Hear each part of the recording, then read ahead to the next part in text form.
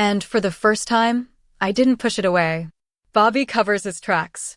While I was being pulled deeper into camp life, Bobby was off at Camp Tamarack with his buddies. At first, they were howling with laughter over the prank they'd pulled on me. But soon, the laughter turned nervous. What if they got caught? Bobby wasn't the brightest, but he knew how to scramble. That night, he and his friends sneaked into the camp computer room and rewrote the records. According to the files, I had never even been sent to Camp Shangri-La. As far as anyone official could tell, I was safely registered and present at Camp Tamarack. But Bobby didn't stop there. He and his friends even tampered with my school records, changing not only my name but my gender. The next day, the system caught the breach and the doors were locked tight. But by then, the damage had already been done. La La Land. Back at Shangri-La, I was still groggy, moving through my new routine in a strange haze. I gathered up the camp-issued towel, uniform, and underclothes, heading to the bathroom to clean up. The motions felt automatic now.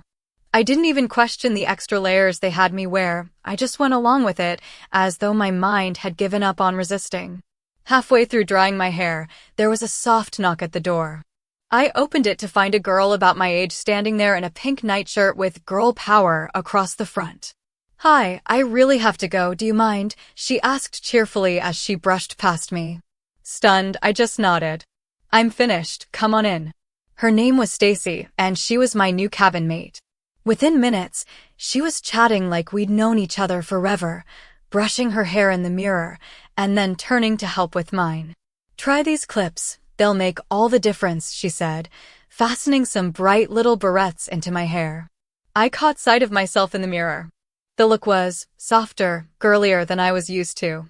But I didn't pull them out. If Stacy liked them, then maybe I liked them too. It was unsettling. Part of me whispered that something was wrong. But the thought quickly drifted away like mist. By the time we headed to breakfast together, it felt strangely natural. Stacy introduced me around, and I was surprised at how easily the other campers accepted me. No second glances, no suspicions. Just another girl, blending right in. And the strangest part? For some reason, that didn't bother me at all. "Where's Sean?" Over a week had passed since both boys had left for camp, but something wasn't right. Ralph Denton had just returned from his business trip, expecting to hear Sean's usual pestering for their weekly chess match. Instead, silence. No calls, no messages, and his son's iPad seemed completely unreachable. Digging deeper, Ralph noticed something troubling. The one email from Sean didn't come from his device at all. It came from Camp Tamarack's system. Someone else had sent it. Worried, Ralph called the camp. The nurse on duty pulled up the roster. "Strange. We have both Robert and Sean listed here, but there's no record of Sean ever completing check-in. Let me investigate and call you back." The pit in Ralph's stomach grew heavier. Who could he trust? In desperation, he reached out to an old ally, Senator Doug. After explaining everything, Ralph broke down in tears. The senator promised to push for answers. And then, the camp director herself called. Her voice was tight. "Mr. Denton, we've checked every bed, every cabin. Robert is here, but no one has seen Sean. It looks like he never truly arrived. We have reported this as a potential abduction." Ralph's tone was cold and furious. "Then search your camp from top to bottom. And know this, I'm holding you personally responsible for my son's safety." The connection ended. And in that silence, Ralph made a vow. Nothing and no one would stop him from finding Sean. The lost and found. Elsewhere, at Camp Laundry, a cracked iPad had been lying in the unclaimed pile for over a week. Its screen was half dead, the battery drained, and the password protection made it useless to staff. The only clue was a faint return label on the back. If found, send to repair service, P.O. Box 8080, Atlanta. A clerk casually tossed it into the outgoing mail pouch, never noticing that moments before, a new message had tried to come through. By the time the mail car carried it away, the device had already gone silent again. Time marches on. Senator Doug called Ralph later that evening. "Ralph, we've run a satellite trace on Sean's iPad. It's active, but it's moving. That means he isn't in one place. Either someone has him, or..." Doug paused. "Or he's on the run. But from everything you've told me, Sean isn't the runaway type. We must assume the worst. Ralph's grip on the phone tightened. Then find him. Please. Doug reassured him that an Amber Alert was already in motion. Sean's photo would be everywhere by morning on screens, in news feeds, even printed on milk cartons. Later that day, another trace revealed movement toward Memphis, then Atlanta. I'm going there, Ralph said firmly. Ralph, I don't know if that's his final destination, Doug cautioned, but I won't try to stop you. Just know my team is rebuilding everything. We're even untangling your corrupted email server. We'll get the full picture. But as Ralph packed to leave, somewhere inside a mail bag heading toward Atlanta, the cracked e-pad drained its last bit of power. The trail was about to vanish once again. Camp Tamarack Computer Center. Night fell over Camp Tamarack. From the shadows, a sleek, jet-black car, one of those secretive prototypes you never saw on the road, glided silently into the camp's siding. The door opened and a tall woman stepped out, dressed head to toe in black. Gloves. Mask. A heavy bag. Every movement is calculated. She threaded her way through the woods, cursing softly at the mosquitoes biting through her stockings. Her heels sank into the mud, but she pressed on. When she reached the computer center, she eyed the newly installed secure lock. Her lips curled into a smirk. Within minutes, the lock was nothing more than an inconvenience. She slipped inside, carrying out her work without a sound. By the time the car accelerated away, its antenna sweeping the night sky, the camp remained blissfully unaware. She reclined in her seat, exhausted, scratching at her mosquito bites, and thought to herself, now the real work begins. Bobby. Meanwhile, Bobby was summoned for questioning. So, Bobby, the counselor asked, you haven't spoken to your brother? No messages. Bobby feigned confusion. No, sir. I just figured he was having fun at his camp. The counselor reminded him, if he contacts you, tell him we're worried. Ask him to reach out. Bobby nodded and walked away on shaky legs. Inside, panic wrestled with pride. Should he confess? Should he tell them the trick he and his friends had played? No. That would mean admitting everything. His buddies would never forgive him for being a rat. It was safer to stay silent. Sean would turn up eventually. Too embarrassed, too stupid to tell anyone what really happened, Bobby thought with a smirk. But when milk was served at lunch, Bobby froze. His brother's face stared back at him from the carton. For the first time, the weight of his prank pressed down hard. The investigation crawls along. Back in the outside world, Ralph was hitting dead ends. Senator Doug called with news. Ralph, your email servers were hacked. We know Sean's device was in Atlanta for a moment, but the trail went cold. I'm sorry, you should head home. But then a flicker of hope, a fresh trace lit up. Sean's e-pad was pinging again in the city's commercial district. Police rushed Ralph out of his hotel, chasing the signal. Hours later, he returned empty-handed. The lead had collapsed. The e-pad, damaged and rebooted, wiped itself clean. A lifeline lost again. Time to call home. 3 weeks passed inside Camp Shangri-La. Sean, now fully called Shauna by everyone around him, barely thought about his missing e-pad. Between the new routines, the uniforms, and the constant company of his cheerful bunkmate Stacy, the outside world seemed far away.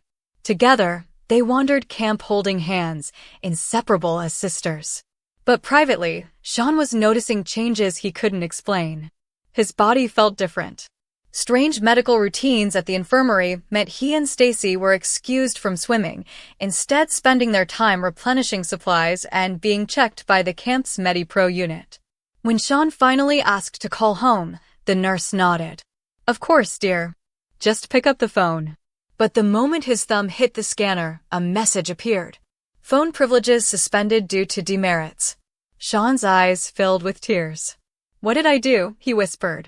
The nurse misread the breakdown as a medical issue. Within minutes, Sean was slid back into the MediPro's chamber. When he awoke later that afternoon, there was a new bandage on his thigh and a dazed calm he couldn't explain. Phase 2. 3 weeks into camp life, things shifted again. Sean, now called Shauna by everyone, was flipping through a bridal magazine when his bunkmate Stacy nudged him.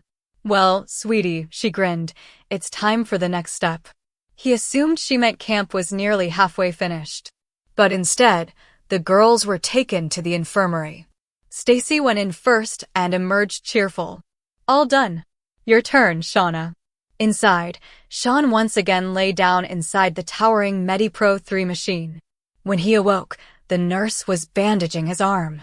Now remember, she said gently, energy bars between meals. You need extra strength while this treatment runs its course. In less than 7 weeks, you'll be good as new. Sean nodded, relieved, and skipped off with Stacy. To him, it felt like just another routine part of camp. But to the technician who checked the logs later that afternoon, alarms went off. He scrolled through the MediPro records, his face darkening. The nurse had taken it upon herself to administer something she wasn't authorized to handle, and worse, the system itself had triggered a second, mysterious procedure. He stepped outside and placed a secure satellite call. Mike, this is Steve. We've got a breach in protocol. I'm uploading the logs now. And there's a second patient being treated alongside the senator's child. Silence on the line. Then Mike's grim voice. Heaven help us if anything has gone wrong. Breakthrough. Far away, Senator Doug was preparing for the hardest but most hopeful call of his life. Exhausted, he dialed Ralph Weldon at 4 a.m. Ralph, I'm sorry to wake you, but I have wonderful news. We finally know what happened. Bobby and his friends hacked the camp forums, emails, everything. They used your wife's login. She wasn't involved, don't worry. But your son Sean has been at the center of their prank. Ralph's breath caught. Sean, he's alive? Yes. He's safe. We're only hours from finding him. The authorities are moving in. I'll be at your door in 10 minutes. 8 minutes later, a sleek black car pulled up. A tall blonde woman in all black, clearly no ordinary driver, opened the door. Please, Mr. Weldon, step in. The traffic lanes are being cleared for us. We don't have a moment to lose. Inside, Ralph spotted Doug, who gripped his hand. Both men, weary fathers, shared tears of relief. Doug nodded to the woman. Beth, get my friend a drink. He needs it. Ralph finally exhaled, his voice trembling. Doug, I can't thank you enough. I've missed my boy so much. Please let this end happily. Doug raised his glass. To our children. Ralph joined him. To our boys. Beth looked away, her expression unreadable. The game is afoot.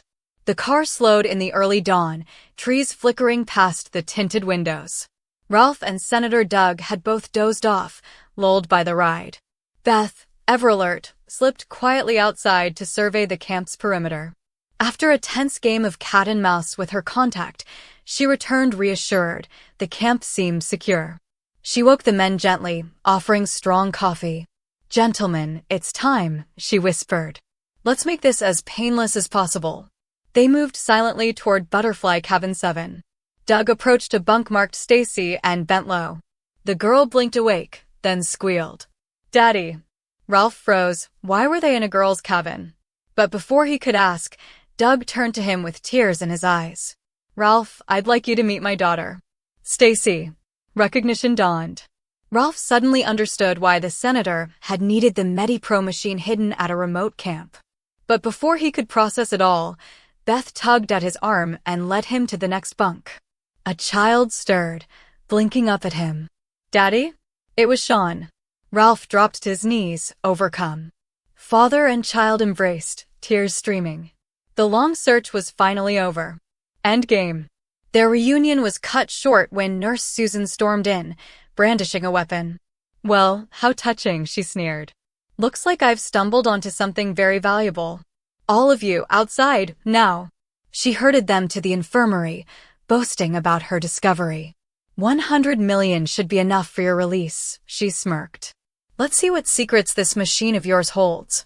But before she could act, the sharp hiss of stun darts filled the air. Susan crumpled to the floor. Beth stepped from the shadows, syringe in hand. Backup agents had been waiting for this moment. None of you were ever in real danger, Beth assured. You were the bait, and now the trap is closed. Inside the safe house car, Ralph and Doug explained the truth.